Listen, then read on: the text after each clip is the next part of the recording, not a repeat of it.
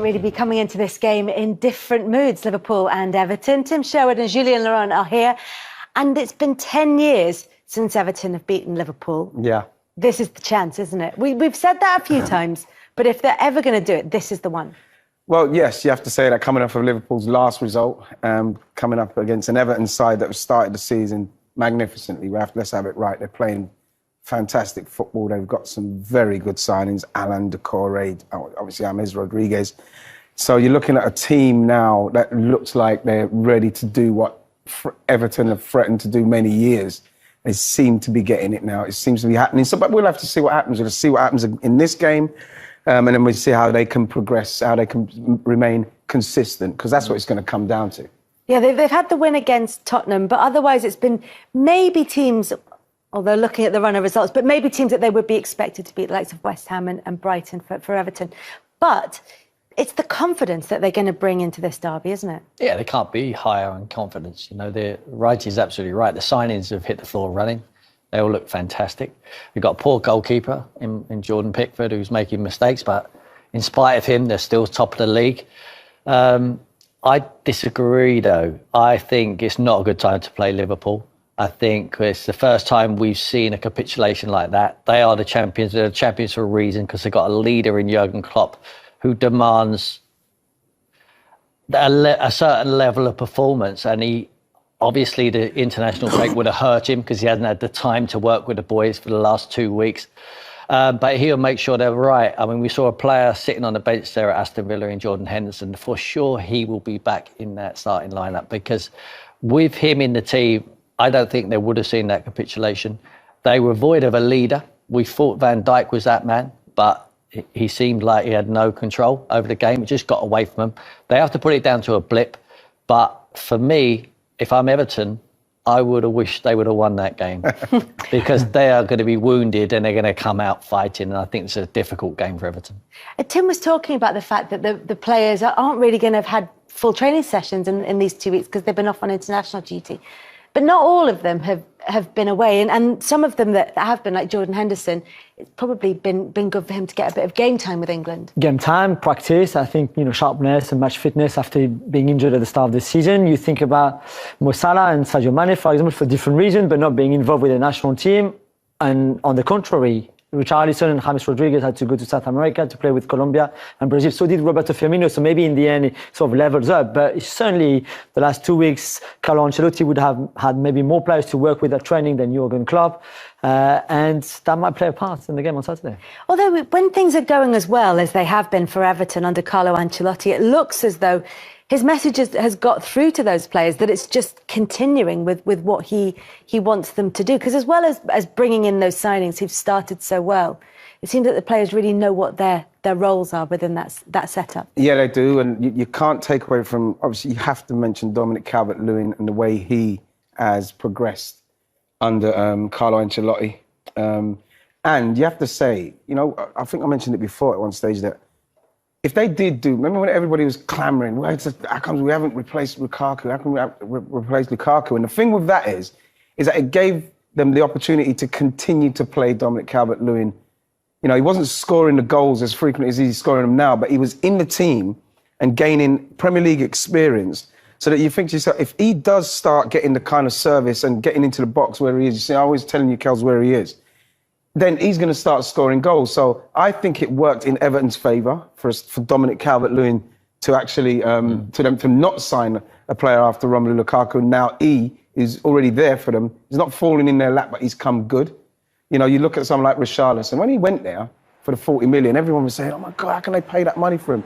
Richarlison for me is one of the top young players in the world. When you look at Dominic Calvert-Lewin, like I say, you look where he is, on the shoulder, it's getting goals like that. They all count, He's in there, the one-touch finishes, brilliant header again now. He's somebody now with the service. And the fact that Everton now, Kels, they're not so in such a rush to get forward, Jules. You see them now, Tim, they're not blasting it forward, they're playing it now, taking their time, looking for openings. Is that because they can rely on Calvert-Lewin to convert those chances? And they can rely on the fact that if it goes into him, he'll link it up with James Rodriguez, and they keep the ball in that third of the field where you can start really creating chances and making things happen.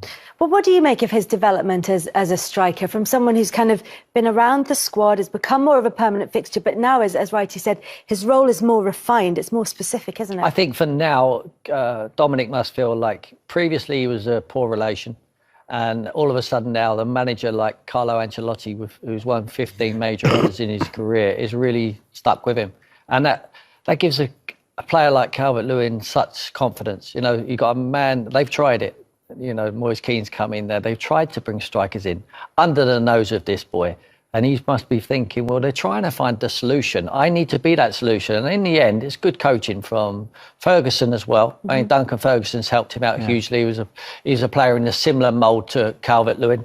And Ancelotti, the top manager, you know, who's been around with world-class players, who's just told him a few things. Stay in the width for the goalpost, work on your first time finishing. And when he scored in the first game, a fantastic header away at Tottenham. And then he's continued to score. The confidence is so high. He feels like he will score in every single game. Whereas before he was thinking, well, I'm going to sit next to the manager. You know? And now he knows he's the mainstay striker. You know what was really evident is that when they played Tottenham last season, and we're talking about, I don't know, maybe July, from July to when they played them this season, the change in the team is literally just on its head, the way they played. It was quite a dreary game. It weren't a great game, but like the way they played them this time, they were all over Spurs.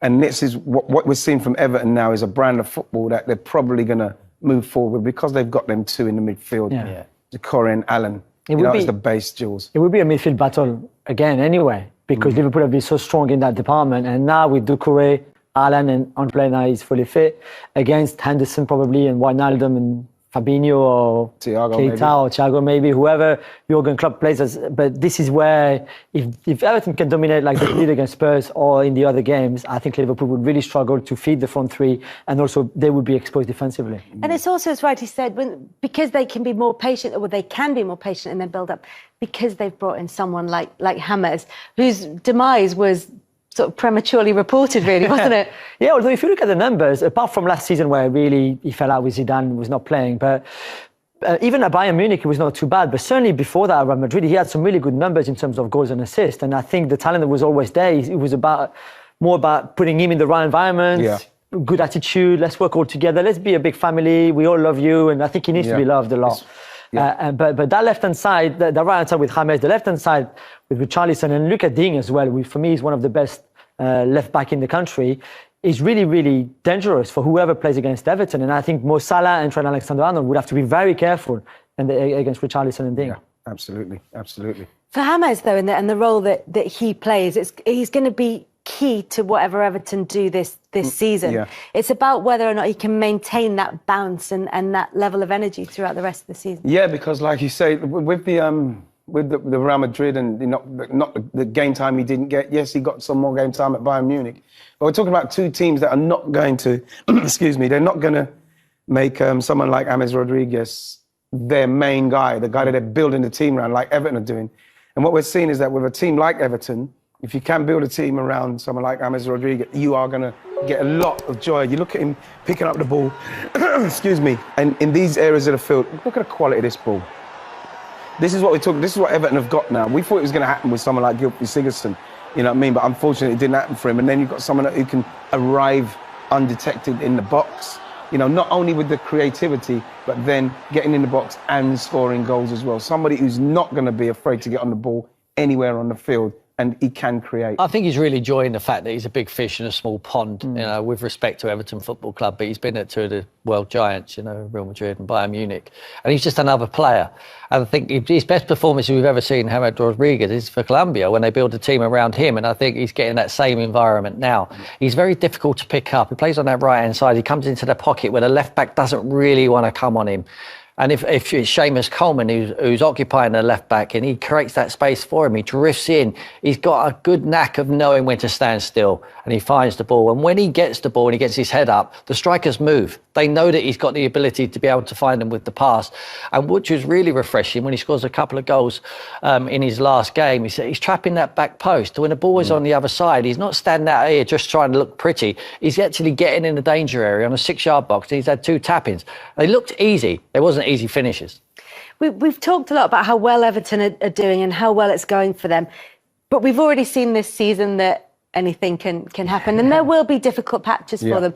What's James Rodriguez like in that kind of situation? When you talk about how much he needs to be loved, how he likes being that big fish and that star player, what's he like when it's not going so well? And we were saying with Whitey a bit and Tim before the show, it's like now he's travelled to Colombia as well to play those 2 qualifiers. He will have to come back. I think physically at some point he might have a dip because he hasn't played much for the last 18 months. And suddenly it's the intensity of the Premier League. He's playing almost every 3 days, pretty much, let's say.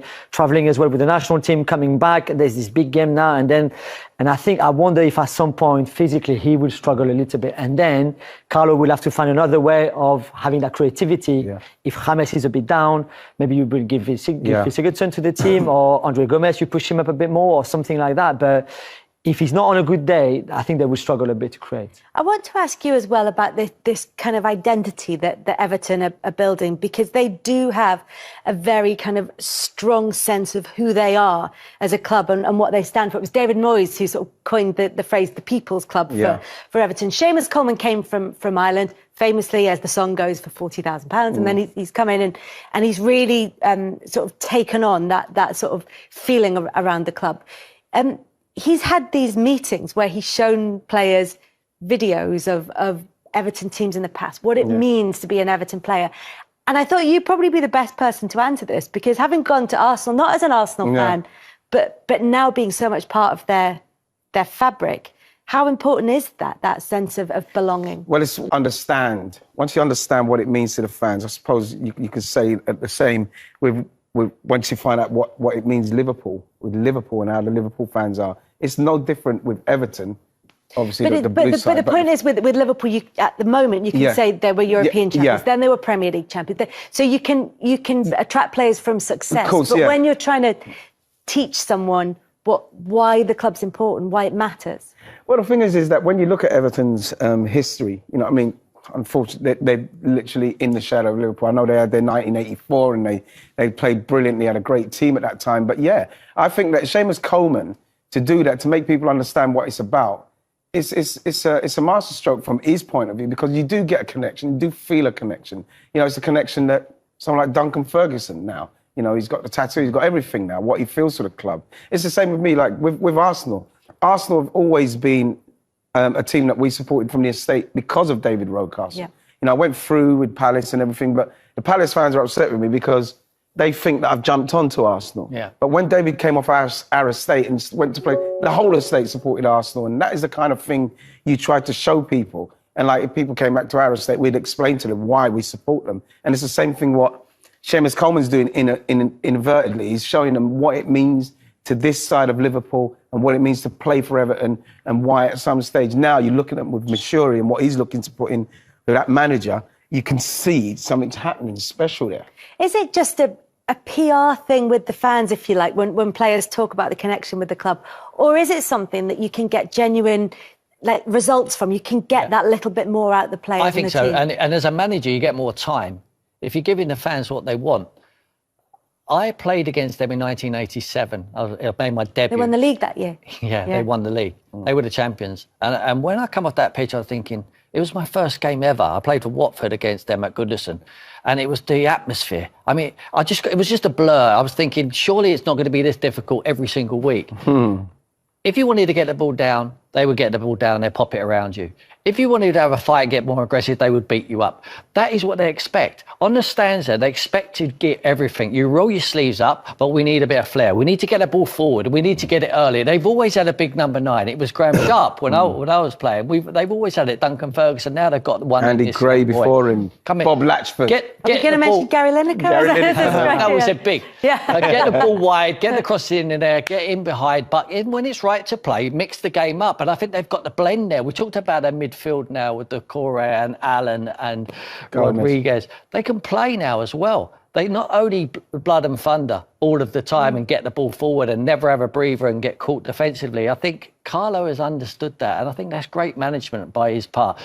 Any other manager at the back end of last season, the way they performed, probably on the brink of getting sacked. Because he's such a good manager, they give him the time, they give him the money, they give him his own players now, and they're reaping the rewards, albeit it's just the start. The bubble will burst this weekend. But